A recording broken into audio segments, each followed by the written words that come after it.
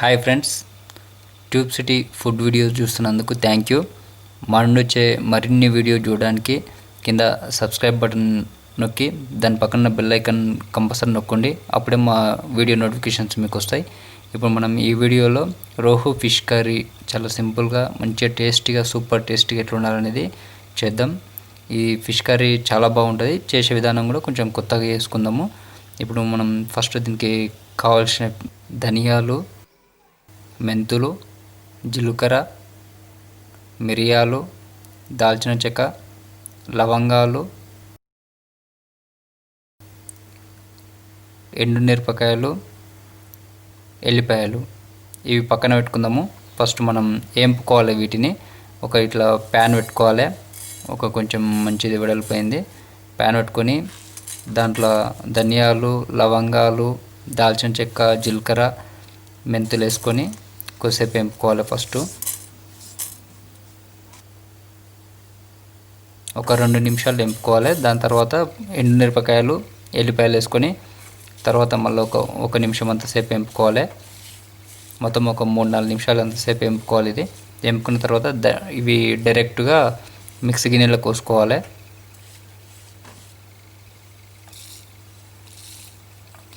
మనం మిక్సీ పొడి చేసుకోవాలి కాబట్టి డైరెక్ట్ మిక్సీ గిన్నెలకు వేసుకొని మళ్ళీ అదే ప్యాన్లో కొబ్బరి పొడి వేపుకోవాలి.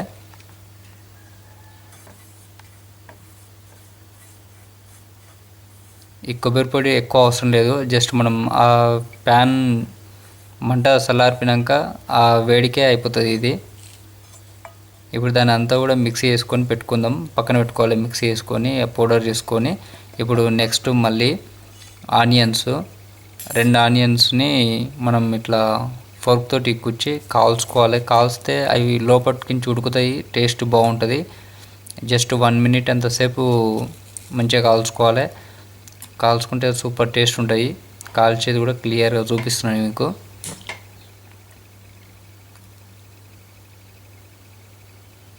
రెండు ఒకటేసారి కాలుస్తున్నా, ఎందుకంటే ఒక్కొక్కటి కాలుస్తే కొంచెం లేట్ అవుతుంది ఏమంటని చెప్పి కొంచెం మంట పెద్దగా పెట్టుకొని 2 ఒకటేసారి అక్కడిక్కడ తిప్పుకుంటూ మంచిగా కాలవాలి. తిప్పుకుంటూ చుట్టుముట్టు మొత్తం కాలవాలి. మరీ ఎక్కువ మాడగొట్టకుండా కొంచెం మామూలుగా 1 నిమిషం అంతసేపు కాలవాలి. ఇట్లా మీది మొత్తం మాడిపోయినంత వరకు కాల్చినాం అనుకో లోపల మంచిగా ఉడుకుతుంది, మస్తు ఉడుకుతుంది, బాగుంటుంది లోపలిది.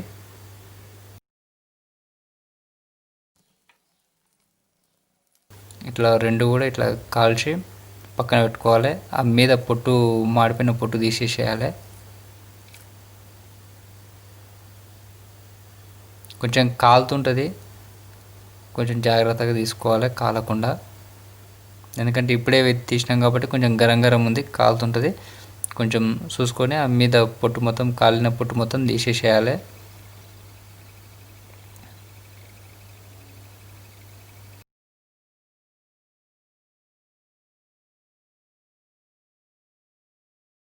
ఇట్లా పొట్టు మొత్తం తీసేసిన తర్వాత దాన్ని మంచిగా కట్ చేసుకోవాలి ముక్కలు ముక్కలు. మరి అంత చిన్నగా ఏం అవసరం లేదు, మామూలుగా మీడియం సైజు ముక్కలు ముక్కలు కట్ చేసుకోవాలి. ఎందుకంటే ఇది కూడా పేస్ట్ చేసుకోవాలి కాబట్టి కొంచెం పెద్ద ఉన్నా ఏం కాదు.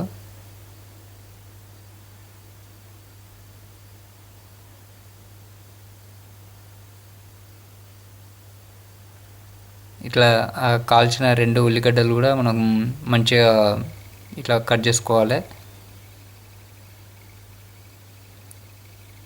ఉల్లిగడ్డలు కాలవడం వల్ల కొంచెం టేస్ట్ కూడా మంచిగా వచ్చింది కర్రీ. మీరు కూడా ట్రై చేయండి, చాలా బాగుంది. ఇట్లా 2 కూడా కాల్చిన తర్వాత మనం ఇవి డైరెక్ట్గా మనం మిక్సీ గిన్నెలకు వేసుకోవాలి. ఈ 2 ఉల్లిగడ్డలు కూడా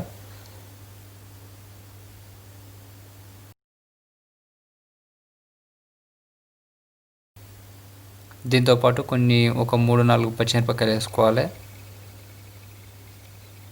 ఇది చేసే ప్రాసెస్ అంతా 1 కేజీ ఫిష్కి. ఇప్పుడు ఈ పేస్ట్ అయింది కదా, ఈ పేస్ట్ని కొద్దిసేపు జస్ట్ ఇట్లా పక్కన పెట్టుకుందాము. ఇప్పుడు కొంచెం లోతుది ప్యాన్ తీసుకోవాలి. కొంచెం లోతుది కొంచెం వెడల్పు ఉన్నది ప్యాన్ తీసుకుంటే మనకు మంచిగా ఉంటుంది. దాంట్లో ఆయిల్ పోసుకోవాలి. ఒక 50 ml అంత ఆయిల్ పోసుకోవాలి. కలమకి వేసుకోవాలి ఫస్ట్.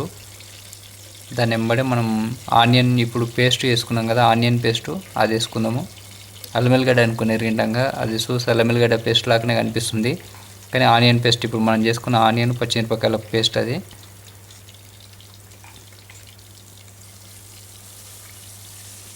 ఆ పేస్ట్ని ఒక 2 మినిట్స్ అంతసేపు మనం ఫ్రై చేసుకోవాలి. లో ఫ్లేమ్లో పెట్టుకోవాలి స్టవ్. ఒక 2 మినిట్స్ ఫ్రై చేసుకున్నామంటే మనకు ఆనియన్ పేస్ట్ అనేది కొంచెం బ్రౌన్ కలర్కి వచ్చేస్తుంది.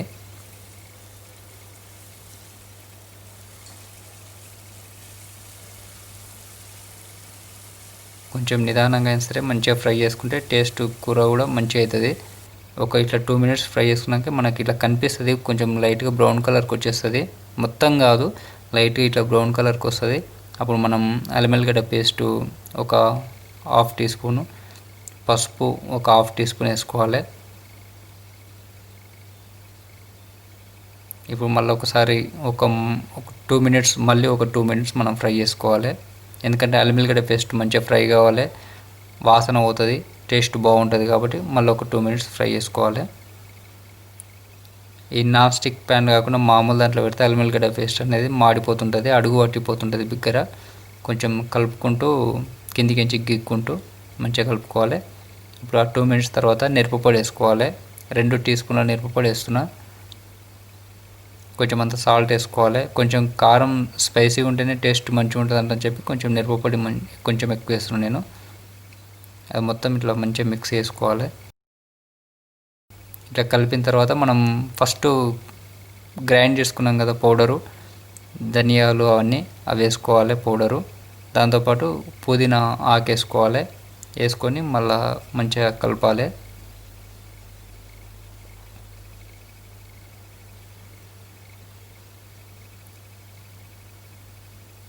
ఇట్లా మొత్తం కలిపిన తర్వాత ఒక 1 మినిట్ అంతసేపు మనం ఫ్రై చేసుకోవాలి కలుపుకుంటూ. ఇట్లా ఫ్రై చేసుకున్న తర్వాత మనం ఫిష్ వేసుకోవాలి. ఫిష్ని కొంచెం మామూలుగానే కట్ చేయించిన, మరీ అంత సన్నగా ఏం కట్ చేయలేదు.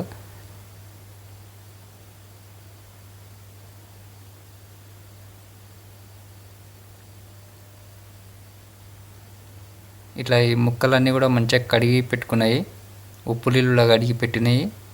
ఆ ముక్కలు ఇప్పుడు ఇందులో వేసుకొని మొత్తం స్పూన్ తోటి కలిపితే మంచిగా కలవదు, ఎందుకంటే అందులో వాటరు రసం ఏం లేదు. కాబట్టి ఇట్లా గిన్నెనే ఇట్లా ఊపి కలిపినాం, మంచిగా సూపర్గా కలుస్తుంది. ఇట్లా కలిపితే స్పూన్ తోటి అయితే ఆ కారం అనేది ముక్కలకు పట్టదు, కలవదు. అందుకని చెప్పి ఇట్లా కలపాలి. మనకు చూస్తే కూడా మంచిగా ఈజీగా కనిపిస్తుంది, ఎంత మంచిగా కలిసింది ముక్కలకు అనేది, లోపటికించి పట్టింది మంచిగా కారం. ఇప్పుడు మనం చింతపండు రసం పోసుకోవాలి. దాంతోపాటు కొంచెం అంత వాటర్ కూడా పోసుకోవాలి. ఓన్లీ చింతపండు రసం సరిపోదు కాబట్టి వాటర్ పోసుకోవాలి. ఒకవేళ మొత్తం చింతపండు రసం పోసినా కానీ కూర టేస్ట్ వేరే అవుతుంది, పుల్లగా అయిపోతుంది. కానీ చింతపండు రసం అనేది చాలా ఇంపార్టెంట్ ఫిష్ కర్రీకి, టేస్ట్ బాగుంటుంది.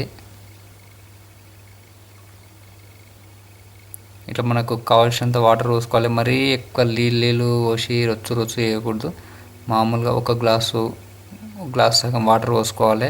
పోసుకొని ఒక 2 మినిట్స్ అంతసేపు మనం దాన్ని ఉడకబెట్టాలి. ఫిష్ చాలా తొందరగా ఉడుకుతుంది. మటన్ చికెన్ ఉడికినట్టు టైం ఎక్కువ తీసుకోదు. ఫిష్ 2-3 మినిట్స్ లోపలనే ఉడికేస్తుంది. ఒక 2 మినిట్స్ ఉడకబెట్టిన తర్వాత మనం గరం మసాలా 1/2 టీ స్పూన్ వేసుకోవాలి.